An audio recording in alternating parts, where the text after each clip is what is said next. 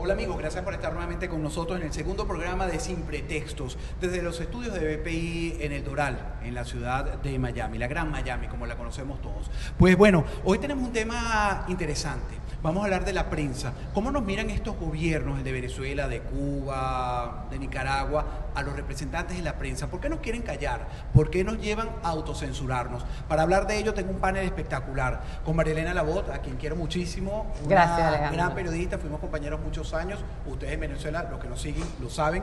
Además de eso, gran escritora y destacada como escritora aquí en el sur de la Florida. Bienvenida, Marielena. Gracias, Alejandro, por la invitación. José Vicente Antonetti, otro compañero por muchos años de Globovisión, sigue tan fastidioso como cuando en Globovisión. Así que no se lo... fastidiosísimo, está más viejo, pero bueno, lo queremos igualmente. Además, un gran periodista respetado. Te sigo mucho en tus cuentas de Twitter. Que sí, ya me doy cuenta. Muchas gracias. Con los cubanos y no tengo que hacer sino retweet. Gracias. Pero me encanta que no perdamos esa esencia porque es lo único que nos queda. Y yo creo que tu voz ahora es tu cuenta de Twitter. Sí. Entonces, la única forma de manifestarnos en contra de lo que está pasando. Está con nosotros también Luis Leopoldo García, cubano, un gran periodista, trabaja en Univisión, y gracias por además que madruga en Univisión para Despierta América, estar con nosotros a esta hora de la noche. Gracias por invitarme. Y es un placer, era un gran periodista. Y Oscar Pocedente también es un gran descubrimiento que he hecho yo en los últimos días en mis programas en Univisión, en TV Martí, a Oscar Pocedente, un argentino con un verbo también encendido. Lo ven ahí tranquilito, medio hippie, pero es un periodista muy agudo. Hoy vine formal, ¿eh? Bienvenido, gracias a vos, gracias por estar. Mira cómo se me pegó, es que gente tiene, desde que estamos aquí montando las luces, los equipos, ustedes saben que este es un programa que está iniciándose, y bueno, nos falta mucho en construcción. Entonces José Vicente se queja, y terminé yo haciendo como él. Marielena, vamos a comenzar contigo. ¿Por qué nos han callado las voces? ¿Por qué los regímenes dictatoriales nos quieren callar las voces? Bueno, Alejandro, porque la libertad de expresión es el primer indicador de una sociedad democrática.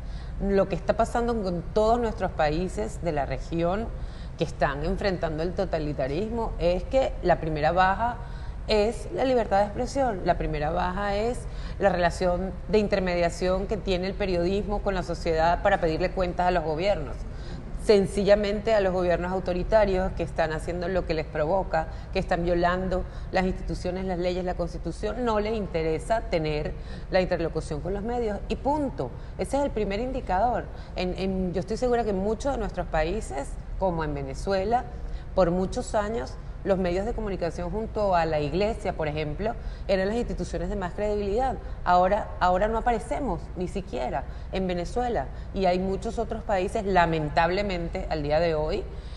Cuba sigue apareciendo como el primer país, ya Jesús nos dirá, donde bueno, es una utopía la libertad de expresión, el ejercicio de la libertad de expresión. Entonces, la autocensura viene como consecuencia de la violencia que implica el ejercicio totalitario.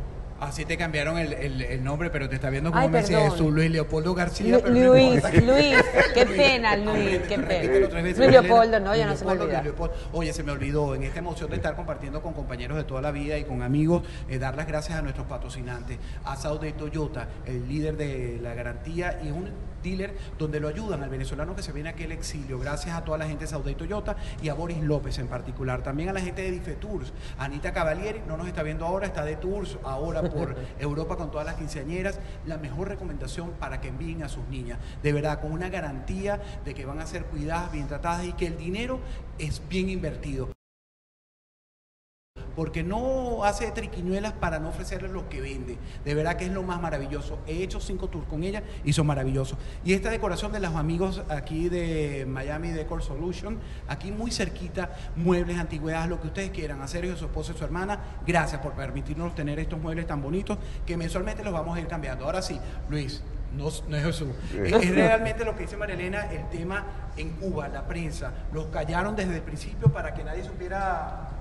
Mira, la experiencia mía puede no ser exactamente la experiencia de ustedes, porque yo nací en Cuba cuando ya no existía prensa. No es que en Cuba exista un aparato de censura hacia la prensa, es que en Cuba no existe prensa. Los medios de comunicación fueron convertidos desde el inicio del triunfo de la revolución en un aparato de propaganda. No existieron medios independientes desde los años tempranos de la revolución, todo eso se acabó. Se nacionalizaron los medios, se les privó a los periodistas de las posibilidades de expresión más allá de los medios estatales. Por lo tanto, desapareció, no la prensa libre, desapareció la prensa, esa es mi opinión. Paradójicamente, puedes encontrar muy buenos periodistas en Cuba, porque lo que sí no se detuvo fue la formación de profesionales. O sea que Cuba tuvo una especie de paradigma continental desde el punto de vista educativo, etcétera. Y es cierto que muchos cubanos tuvieron oportunidades de estudiar en escuelas de arte, en universidades, carreras de diverso perfil, y formaron excelentes profesionales que a la vez generaron lo que yo considero la mayor contradicción de la Revolución Cubana, que es la paradoja insalvable entre ese capital formado por la Revolución y la falta de expectativas para que esos profesionales desarrollaran aquello para lo cual se habían preparado durante años. Caso especial, el de los periodistas. Por eso es que te encuentras que no hay una voz destacada dentro del periodismo cubano en Cuba. O sea, quizás, por ejemplo, dentro del periodismo cultural, cosas así, te encuentras gente conocida, gente con determinado trabajo, pero no puedes mencionarme un solo periodista cubano que haga periodismo en Cuba y que sea una voz conocida a nivel, ni siquiera a nivel nacional, no internacional, y a la vez respetada. No existe, simplemente se integra a esa masa amorfa que es el medio de comunicación para el cual trabaja y que no hace otra cosa que repetir consignas elaboradas por instituciones del gobierno que se dedican a eso. De manera que no podemos hablar de censura en Cuba, podemos hablar de que no existe prensa en Cuba, esa es mi opinión. Y nosotros tuvimos un medio excelente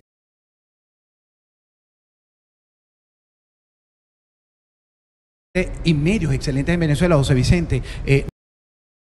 Nosotros trabajamos en Globovisión, que fue una plataforma espectacular, y yo me he acordado tanto de ustedes, de las investigaciones que hemos hecho con lo que ha ocurrido, que Aymara Lorenzo me decía esta mañana desde Caracas, ella está trabajando como corresponsal para Televisión Martí, que nadie sabía lo del caso de corrupción donde está implicado incluso el propio Nicolás Maduro, donde se lavaron 1.200 millones de dólares y hay ya 2 personas arrestadas y se está buscando a otras, entre ellos 4 venezolanos más para arrestarlos, que yo creo que es el pico del iceberg de esta corrupción, como se han robado el dinero de Venezuela y que estaba aquí en el sur de la Florida.